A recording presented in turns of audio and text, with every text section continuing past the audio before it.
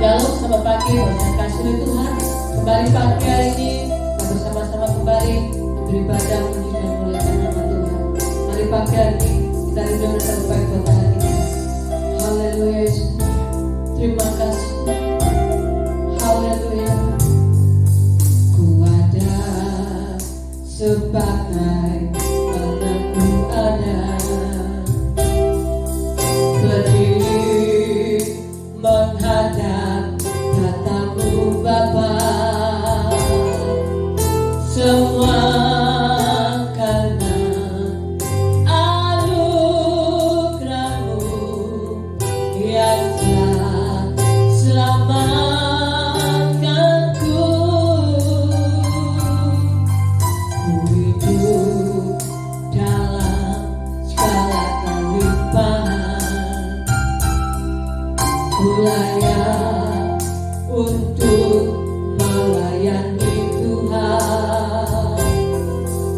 Semua karena anugerah-Mu tercurah bagiku.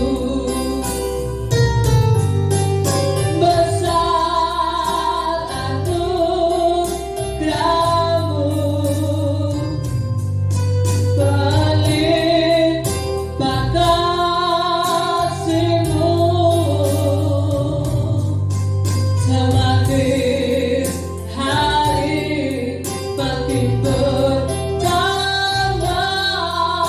Besar anugerah-Mu, besar anugerah-Mu Tuhan, besar anugerah-Mu, limpah kasih-Mu, semakin hari makin bertambah. Besar anugerah-Mu,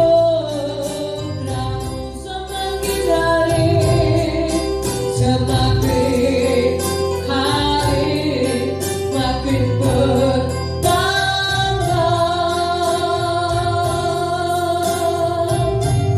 Besar anugerah-Mu.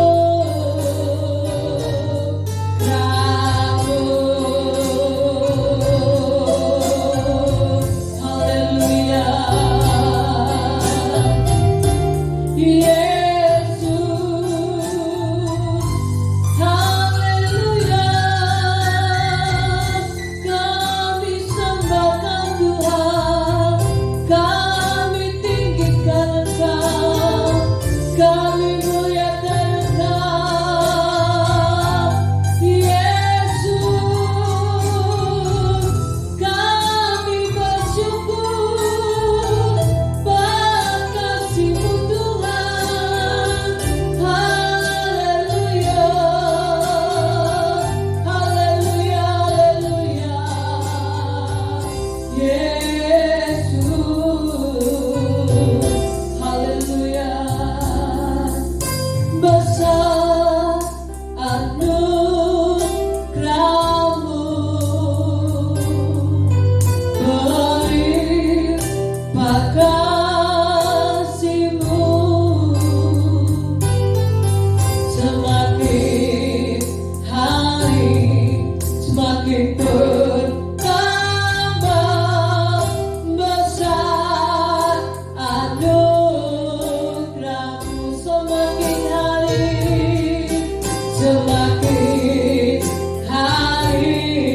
semakin bertambah.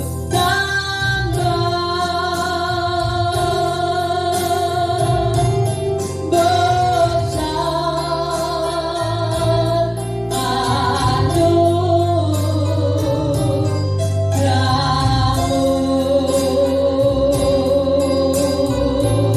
Haleluya. Semakin hari semakin bertambah Tuhan kasih dan anugerah-Mu dalam hidup kami Tuhan. Pagi hari ini kami bersyukur Tuhan, kami boleh bersama-sama kembali berhimpun di tempat ini Tuhan. Tidak lain untuk memuji dan muliakan nama-Mu Tuhan. Mari Tuhan bertata Engkau di atas setiap pujian penyembahan kami. Berikan kami roh sukacita-Mu Tuhan, untuk kami bersama-sama menaikkan setiap pujian penyembahan kami. Terima kasih Tuhan, terima kasih. Kami menyerahkan Tuhan ibadah pagi ini ke dalam tangan-Mu. Mulai awal pertengahan hingga pada akhirnya Tuhan, biarlah Engkau yang beracara dalam ibadah kami. Terima kasih Tuhan, terima kasih. Kami menyerahkan Tuhan ibadah pagi hari ini hanya dalam nama Tuhan Yesus Kristus yang siap nama Tuhan bersama dengan saya katakan amin. Bagaimana kabar saudara hari ini? Hidup sehat, tetap semangat, diberkati Tuhan. Amin. Mari pagi hari kita bersuka cita untuk kita meninggikan nama Tuhan. Haleluya Yesus Tuhan. Terima kasih Tuhan.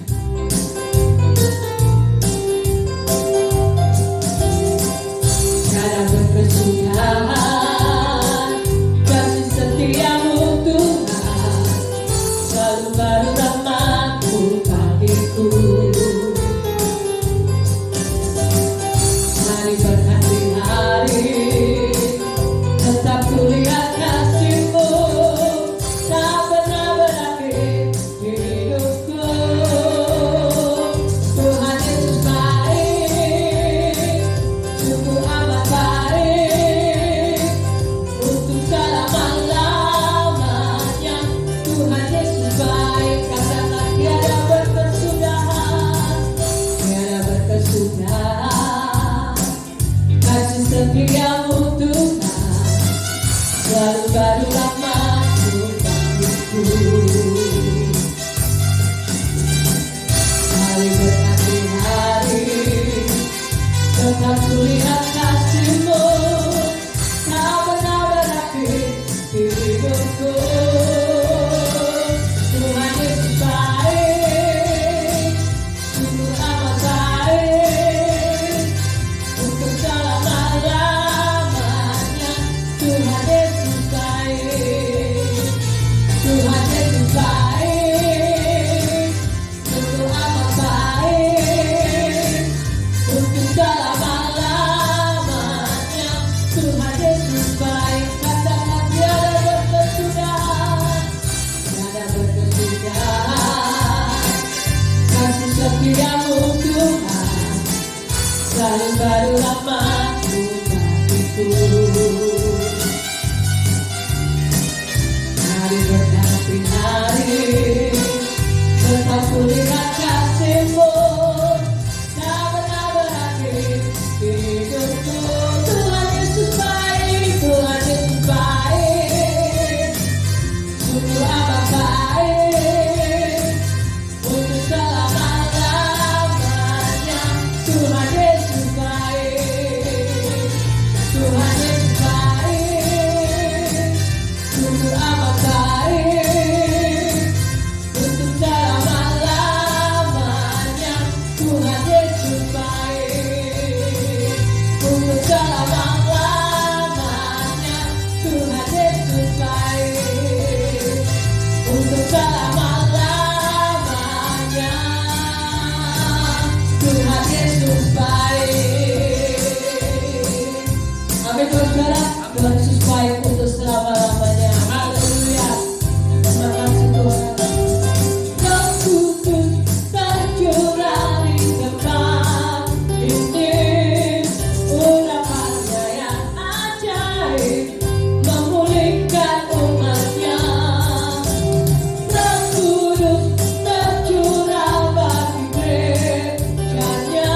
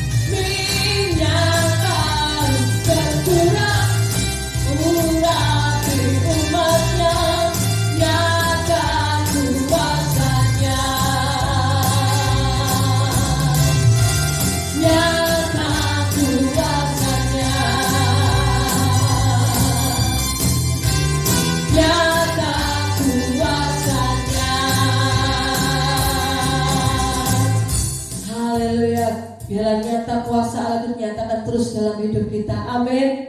Mari kita buka hati kita untuk kita terima berkat firman Tuhan pagi hari ini. Biarlah Roh Kudus terus berkarya dalam hidup kita, membentuk setiap hidup kita, mengubahkan setiap hidup kita semakin hari semakin baik. Haleluya Yesus. Terima kasih. Berkaryalah Roh Kudus di sini, berkaryalah, berkaryalah dengan kuasa-Mu. Jamahlah kami, jamahlah setiap hati, ubahlah kami jadi baru. Katakan berkaryalah, berkaryalah Roh Kudus di sini, berkaryalah, berkaryalah dengan kuasa-Mu. Jamahlah kami, jamahlah setiap hati, ubahlah kami jadi baru. Ubahlah kami Bapa, bentuklah kami Bapa, jadikan kami sesuai dengan firman-Mu.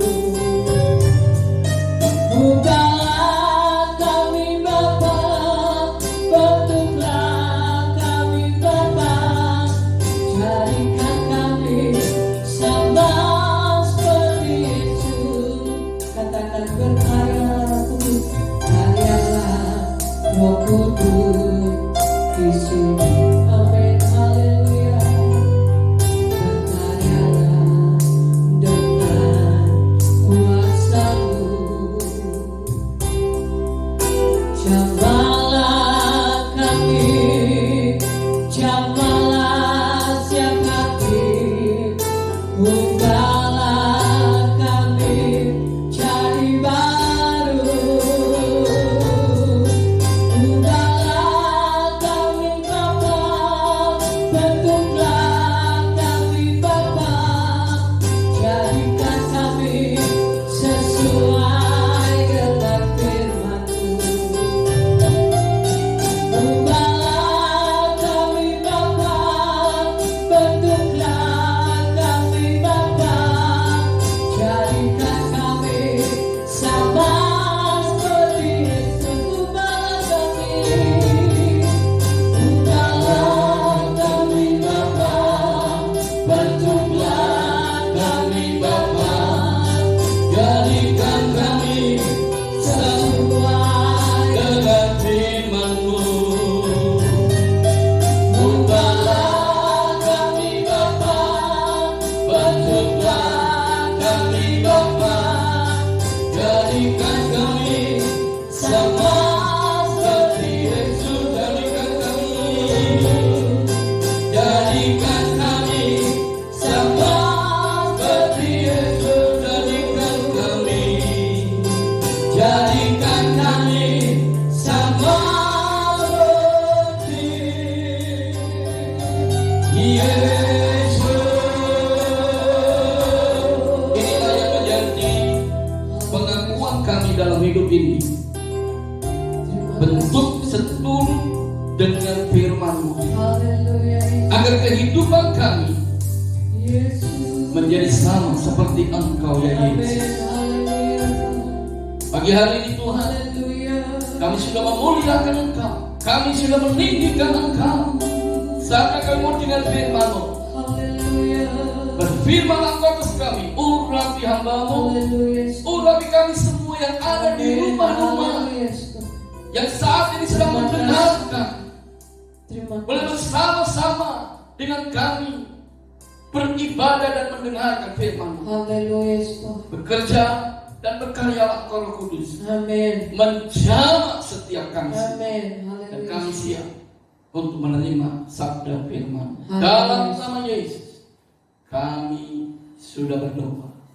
Haleluya. Amin. Shalom Bapak Ibu, saudaraku yang dikasihi oleh Tuhan. Pagi hari ini kita bersyukur kalau hari ini kita boleh bersama-sama merayakan hari Pentakosta. Kita akan melihat lebih dulu di dalam Alkitab, di dalam Kisah Para Rasul pasal yang kedua, ayat 1 sampai dengan ayatnya yang keempat. Kita buka Alkitab kita Bapak Ibu, kita baca ayat ini. Dalam Kisah Para Rasul 2 ayat 1 sampai dengan ayat yang keempat, demikian bunyi firman Allah. Ketika tiba hari Pentakosta, semua orang percaya berkumpul di satu tempat.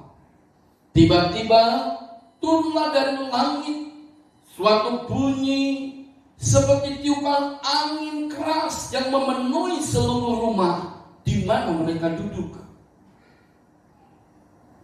Dan tampaklah kepada mereka lidah-lidah seperti nyala api yang bertebaran dan hinggap pada mereka masing-masing. Maka penuhlah mereka dengan Roh Kudus. Lalu mereka mulai berkata-kata dalam bahasa-bahasa lain seperti yang diberikan oleh Roh itu kepada mereka untuk mengatakannya. Bapak Ibu yang dikasihi oleh Tuhan, pagi hari ini kita semua orang yang percaya, umat Tuhan dimanapun berada, sedang merayakan yang namanya hari Pentakosta. Kita semua tentu tahu bahwa Pentakosta adalah hari yang ke-50 setelah Paskah dan 10 hari setelah kenaikan Yesus ke surga. Bapak Ibu yang dikasihi oleh Tuhan, pertanyaannya buat kita semua pagi hari ini, apa makna dari hari Pentakosta buat setiap kita orang yang percaya? Saudaraku yang dikasihi oleh Tuhan, ada 3 hal makna Pentakosta bagi kita orang yang percaya. Yang pertama, makna daripada Pentakosta sebagai pemberian Taurat Tuhan yang Tuhan berikan kepada Musa pada waktu di Gunung Sinai. Kalau kita membaca di dalam kitab Keluaran pasal yang ke-20, maka kita akan melihat bagaimana Allah memberikan Tauratnya kepada Musa pada waktu Musa ada di Gunung Sinai. Bapak Ibu yang dikasihi oleh Tuhan, dari sini kita mengerti apa yang harus kita lakukan, apa yang harus kita kerjakan saat kita merayakan hari Pentakosta. Yaitu di mana kita harus belajar untuk apa, Bapak Ibu? Untuk hidup taat, melakukan apa yang Tuhan perintahkan. Ingat, ketika Musa ada di Gunung Sinai, Allah berikan Taurat Tuhan kepadanya dengan tujuan agar Musa menyampaikan Taurat ini kepada umat Israel yang sudah dibebaskan dari perbudakan di negeri Mesir. Tuhan memberikan Taurat sebagai perintah yang harus ditaati oleh orang Israel. Kalau kita membaca dalam kitab Keluaran pasal 20, maka di sana dijelaskan ada 10 perintah Allah yang harus dilakukan oleh umat Israel. Karena itu pagi hari ini saya mau mengatakan kepada kita semua bahwa makna dari Pentakosta bagi kita orang yang percaya tidak lain adalah di mana kita sebagai orang yang percaya kepada Kristus, kita harus hidup taat melakukan apa yang Tuhan perintahkan. Katakan amin. Nah, Bapak Ibu yang dikasihi oleh Tuhan, Orang yang mau hidup taat melakukan perintah Tuhan, di dalam Injil Yohanes pasalnya yang ke-14, ayatnya yang ke-15, dikatakan di sana sebagai orang yang mengasihi Tuhan. Coba kita akan lihat Yohanes 14 ayat yang ke-15. Dikatakan demikian, jikalau kamu mengasihi aku, kamu akan menuruti segala perintahku. Jelas sekali di dalam ayat ini, ketika kita taat, ketika kita menuruti apa yang Tuhan perintahkan dalam hidup kita, maka dikatakan di dalam ayat ini, kita adalah orang-orang yang mengasihi Tuhan. Jadi Bapak Ibu yang dikasihi oleh Tuhan, kita bisa melihat diri kita. Apakah kita sudah mengasihi Tuhan atau belum? Itu dari kita menuruti setiap apa yang Tuhan perintahkan. Kalau kita membaca di dalam Alkitab, ada banyak perintah Tuhan, bukannya 10 perintah. Ada banyak perintah-perintah Tuhan. Tetapi di dalam perjanjian baru, itu disimpulkan hanya 2 perintah. Yang pertama adalah kita mengasihi Tuhan Allah kita dengan segenap hati, dengan segenap jiwa, dengan segenap akal budi kita. Dan yang kedua, kita harus mengasihi sesama manusia seperti diri kita sendiri. Inilah perintah yang Yesus berikan kepada kita, supaya dimanapun kita berada, ketika kita merayakan hari Pentakosta, kita mau menunjukkan sebagai orang-orang yang mengasihi Tuhan dengan segenap hati, dengan segenap jiwa, dengan segenap akal budi, dan kita mau mengasihi sesama kita seperti kita mengasihi diri kita sendiri. Bahkan di dalam Yohanes pasalnya yang ke-15, ayat yang ke-10, orang yang hidup taat melakukan perintah Tuhan, dikatakan dalam Yohanes 15 ayat yang ke-10 sebagai orang yang hidup tetap dalam kasih Yesus. Dikatakan ayat Yohanes 15:10, jika kamu menuruti perintahku, kamu akan tinggal di dalam kasihku, seperti aku menuruti perintah Bapakku dan tinggal di dalam kasihnya.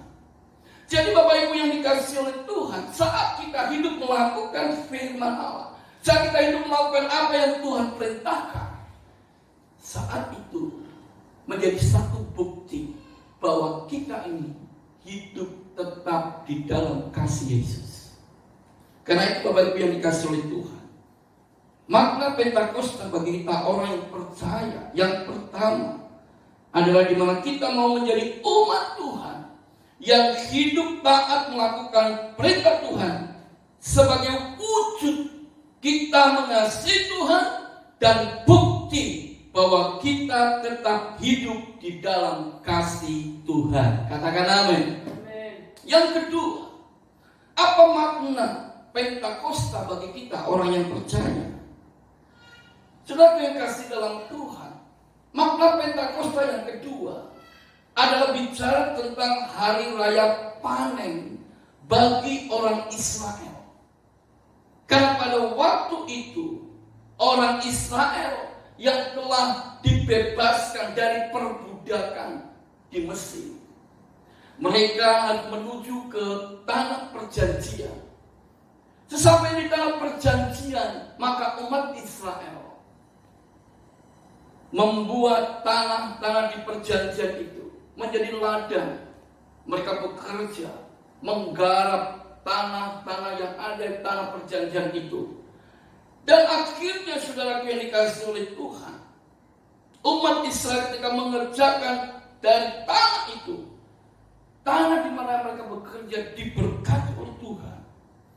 Sehingga karena berkat itulah mereka mendapatkan panen yang begitu banyak.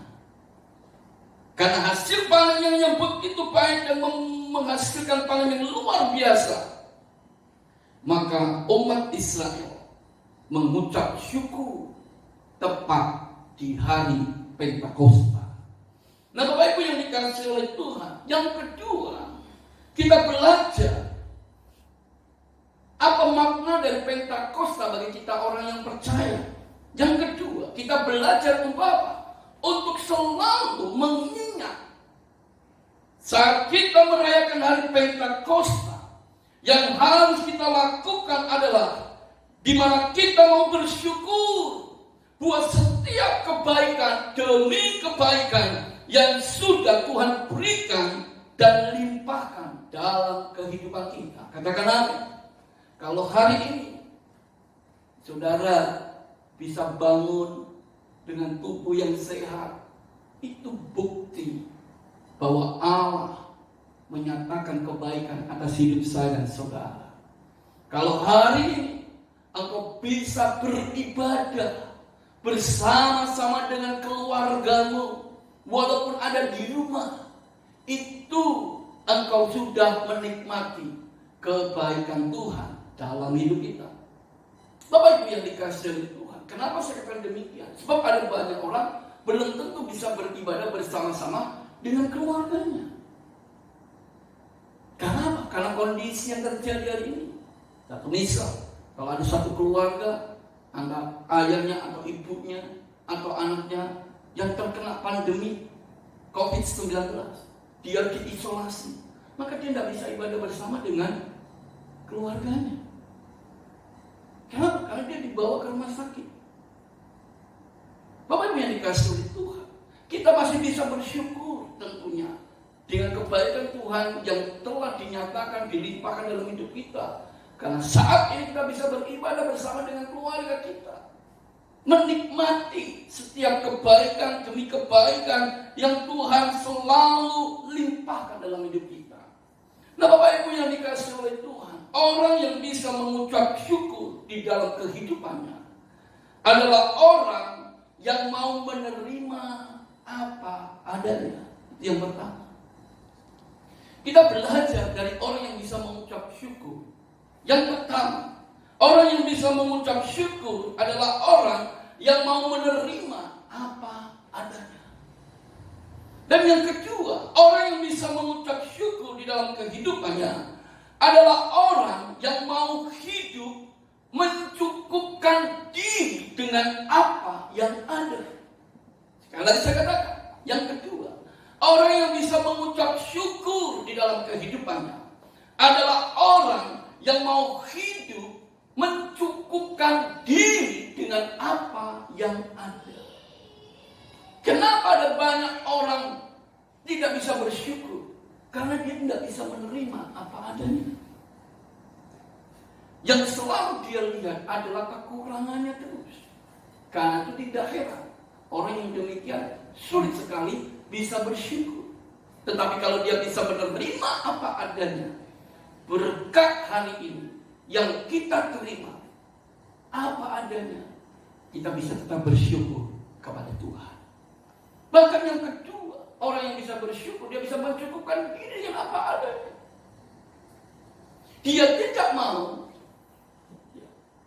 membelanjakan segala sesuatu lebih daripada apa yang dia dapatkan.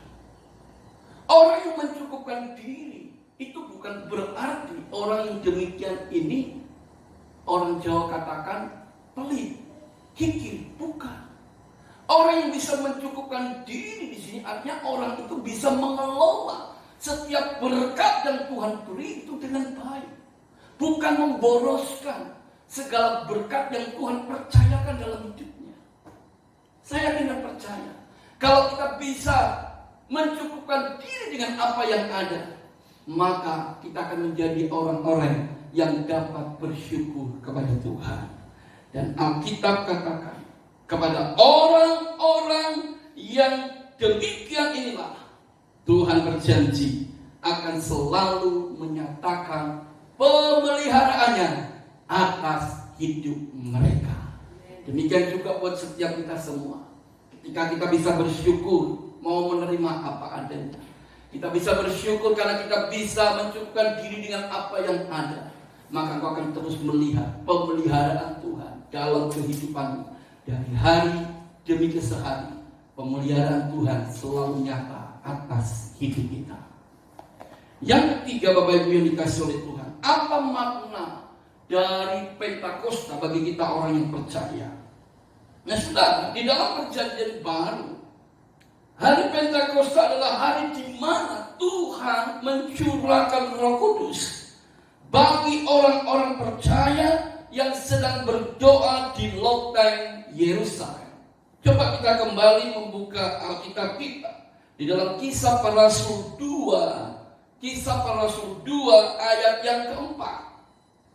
Kita akan baca Kisah Rasul 2 ayat yang keempat. Maka penuhlah mereka dengan Roh Kudus, lalu mereka mulai berkata-kata dalam bahasa-bahasa lain seperti yang diberikan oleh Roh itu kepada mereka untuk mengatakannya.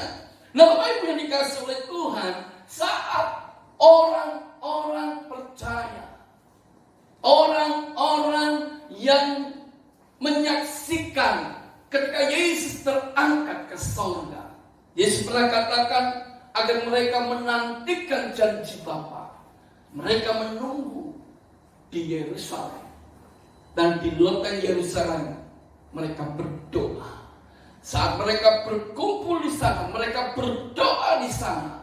Saya yakin dan percaya, orang-orang yang tekun berdoa, orang-orang yang setia menanti janji Bapa, orang-orang yang demikian inilah yang mengalami seperti di ayat yang keempat dalam Kisah Para Rasul pasal yang kedua, hidup mereka dipenuhkan dengan Roh Kudus. Mereka mengalami pencurahan Roh Kudus yang dilihat seperti angin, tiupan angin, seperti lidah api yang turun atas kepala mereka. Bapak Ibu yang dikasih oleh Tuhan, dari sini kita belajar, Bapak Ibu yang dikasih oleh Tuhan, apa makna Pentakosta bagi kita orang yang percaya. Bapak Ibu, makna Pentakosta bagi kita orang percaya adalah di mana kita harus memiliki satu kerinduan untuk selalu hidup dipenuhkan dengan Roh Kudus. Katakan amin. Amin. Orang yang memiliki kerinduan untuk hidup selalu dipenuhkan dengan Roh Kudus, orang yang demikian ini akan selalu datang menghampiri Tuhan dengan tekun dan dengan setia. Bapak Ibu yang dikasihi oleh Tuhan, tetapi kita melihat bagaimana Allah berkarya dengan begitu luar biasa ketika mereka sedang berkumpul. Di dalam kumpulan itu mereka bukan saja bertekun, tapi ada kesehatian. Dan saya percaya ketika kita tekun berdoa, sehati berdoa, mujizat terjadi dalam hidup kita. Katakan amin. Saya melihat lawatan Allah terjadi ketika mereka berkumpul, bukan saja kumpul-kumpul biasa, tapi mereka berkumpul karena mereka berkumpul dengan berdoa dengan sehati. Maka lawatan Allah terjadi. Bapak Ibu yang dikasih oleh Tuhan, ini yang seharusnya kita lakukan di saat kita sedang merayakan hari Pentakosta. Kita merindukan agar Tuhan itu melawat setiap hidup kita, agar Tuhan itu melawat seluruh keluarga kita, agar Tuhan itu melawat seluruh Indonesia, bahkan seluruh dunia ini menjadi orang-orang yang diberkati oleh Tuhan, menjadi orang-orang yang dapat mengenal Allah dengan benar. Katakan amin. Bapak Ibu yang dikasih oleh Tuhan, ketika orang-orang yang dipenuhkan dengan Roh Kudus pada waktu itu, mereka berkata-kata dalam bahasa-bahasa lain, bahasa-bahasa yang baru, bahasa-bahasa yang diberikan oleh Roh Allah kepada mereka. Ingat, kalau kita bisa berbahasa baru, itu bukan karena kita diajar oleh manusia. Kalau kita bisa berbahasa roh, itu bukan karena diajar oleh seorang pendeta. Tetapi kalau kita bisa berbahasa roh, itu karena Tuhan yang memberikan atas hidup kita. Katakan amin. Sebab itu saya tidak percaya, saya tidak yakin dengan orang yang mengatakan diri bisa mengajarkan roh, bahasa roh kepada orang. Saya yakin dan saya percaya, kalau kita bisa berbahasa roh, itu karena Tuhan yang memberikan dalam hidup kita. Nah, Bapak Ibu yang dikasih oleh Tuhan, pertanyaannya, apa tanda orang yang hidupnya dipenuhi dengan Roh Kudus? Tanda orang yang hidupnya dipenuhi Roh Kudus yang pertama, dia akan menjadi saksi Kristus. Katakan amin. Di dalam Kisah Para Rasul ayat pasal pertama ayat yang ke-8, Kisah Para Rasul pertama ayat yang ke-8, dikatakan demikian, tetapi kamu akan menerima kuasa kalau Roh Kudus turun ke atas kamu, dan kamu akan menjadi saksiku di Yerusalem, di seluruh Yudea dan Samaria, dan sampai ke ujung bumi. Bapak Ibu yang dikasihi oleh Tuhan, tanda orang yang hidupnya dipenuhi dengan Roh Kudus yang pertama, dia akan menjadi saksi Kristus. Dimulai dari mana? Yerusalem. Bicara dari keluarga. Hidupnya jadi saksi Kristus dalam keluarga lebih dulu. Lalu menginjak ke tempat Yudea, daerah sekitarnya, Samaria, bahkan sampai ke ujung bumi. Bapak Ibu yang dikasihi oleh Tuhan, kita harus menjadi saksi Kristus. Itulah di mana kita memberitakan Injil kepada semua orang. Amanat Agung dalam Matius pasal yang ke-28 19 sampai 20, di sana dikatakan, pergilah dan beritakanlah Injil kepada semua orang. Supaya apa? Supaya setiap orang yang mendengarkan berita tentang Injil, mereka dapat percaya kepada Yesus dan menerima Yesus sebagai Tuhan dan Juru Selamat dalam kehidupan mereka. Katakan amin. Yang kedua, tanda orang yang hidupnya dipenuhi dengan Roh Kudus, dia berani menyatakan kebenaran. Artinya, dia berani mengingatkan setiap orang yang salah agar kembali ke jalan kebenaran dan hidup dalam kebenaran. Katakan amin. Itu orang kalau hidupnya dipenuhi dengan Roh Kudus. Dia berani mengingatkan orang yang salah. Tak pandang bulu. Mau orang kaya, mau orang miskin. Dia berani mengingatkan orang yang demikian ini agar kembali ke jalan yang benar dan hidup dalam kebenaran. Nah, banyak seringkali kita tidak berani, apalagi kalau menghadapi orang yang kaya. Takut kalau dia keluar dari gereja. Kenapa? Karena kita mengingatkan kesalahannya. Pagi hari saya mau katakan, kita sebagai orang yang sudah dipenuhi dengan Roh Kudus, maka tanda orang yang dipenuhi oleh Roh Kudus, ketika kita mengingatkan kesalahan, kita tidak berpilih-pilih. Kalau orang kaya itu salah, kita harus ingatkan dia supaya dia kembali ke jalan yang benar. Demikian juga sebaliknya, kalau kita melihat ada orang miskin, jalan hidupnya juga salah, kita pun harus ingatkan dia supaya dia kembali ke jalan yang benar dan hidup dalam kebenaran. Karena inilah yang dikehendaki Allah, yaitu di mana setiap kita orang-orang yang percaya, ketika kita merayakan hari Pentakosta, kita diingatkan kita harus hidup dalam kebenaran. Katakan amin. Karena orang yang hidup dalam kebenaran, sekali lagi saya katakan, orang yang demikian ini yang akan mengalami sukacita dan damai sejahtera dari Tuhan. Yang ketiga, tanda orang yang hidupnya dipenuhi dengan Roh Kudus. Yang ketiga, dia akan hidup mentaati Roh Kudus. Dengan kata lain, orang yang hidup dipenuhi dengan Roh Kudus adalah orang yang mau hidupnya dipimpin oleh Roh Kudus. Berapa banyak seringkali kita mengatakan diri bahwa kita ini orang yang dipenuhi Roh Kudus, tetapi dalam perjalanan hidup ini kita ditemukan tidak pernah hidup dipimpin Roh Kudus. Kita hidup semaunya sendiri. Kita hidup dengan sembrono menurut keinginan kita sendiri. Dan akibatnya kita melihat ada banyak orang yang demikian ini, akhirnya hidupnya tidak menyenangkan hati Tuhan. Pagi hari ini saya mau katakan, kalau orang itu hidupnya dipenuhi dengan Roh Kudus, maka dia mau hidup dipimpin oleh Roh Kudus. Dan yang keempat, Bapak Ibu yang dikasihi oleh Tuhan, orang yang hidupnya dipenuhi Roh Kudus, yang keempat, hidupnya pasti memuliakan Tuhan Yesus. Katakan amin. Apa yang dia lakukan, apa yang dia kerjakan, lakukan sehari-hari itu selalu memuliakan nama Tuhan Yesus. Jadi kalau ada orang mengaku dirinya dipenuhi dengan Roh Kudus, tapi dalam kehidupannya dia tidak memuliakan nama Tuhan Yesus, maka itu perlu dipertanyakan. Pagi hari ini firman Tuhan menjelaskan kepada setiap kita semua bahwa tanda orang yang dipenuhi dengan Roh Kudus, dia bukan saja menjadi saksi Kristus, dia bukan saja berani mengingatkan orang yang bersalah untuk kembali ke jalan yang benar dan hidup dalam kebenaran, tapi tanda orang yang dipenuhi Roh Kudus, dia juga hidup dipimpin oleh Roh Kudus, dan dalam segala apapun yang dia lakukan selalu memuliakan nama Tuhan Yesus.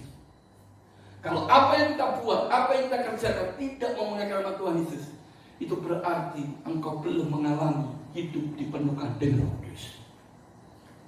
Mungkin engkau baru mengalami hidup dibaptis dengan Roh Kudus. Dibaptis dengan dipenuhi itu beda. Dibaptis itu sekali, tapi kalau dipenuhi itu tiap-tiap hari. Karena itu Bapak Ibu yang kasih dalam Tuhan, di dalam kita merayakan hari Pentakosta, kita punya kerinduan agar tiap-tiap hari hidup kita dipenuhkan dengan Roh Kudus. Katakan amin. Amin. Karena itu Bapak Ibu yang dikasih oleh Tuhan melalui kebenaran Tuhan pada pagi hari ini, kita diingatkan saat kita merayakan hari Pentakosta. Satu, kita harus hidup taat, melakukan apa yang Tuhan perintahkan. Dua, saat kita merayakan hari Pentakosta, kita belajar bersyukur dengan apa yang ada. Kita bisa bersyukur, mencukupkan diri dengan apa yang Tuhan beri. Dan yang ketiga, saat kita merayakan hari Pentakosta, kita selalu punya kerinduan tiap-tiap hari untuk selalu hidup dipenuhi dengan Roh Kudus. Karena orang yang hidup dipenuhi dengan Roh Kudus, hidupnya pasti menjadi saksi Kristus. Orang yang hidup dipenuhi dengan Roh Kudus, hidupnya pasti berani menyatakan kebenaran. Dan orang yang hidup dipenuhi Roh Kudus, hidupnya pasti dipimpin oleh Roh Kudus. Dan orang yang hidup dipenuhi Roh Kudus, hidupnya pasti memuliakan nama Tuhan Yesus. Tuhan Yesus memberkati. Mari kita akan datang kepada Tuhan. Kita nyanyikan pujian ini kembali. Berkaryalah Roh Kudus di sini. Haleluya.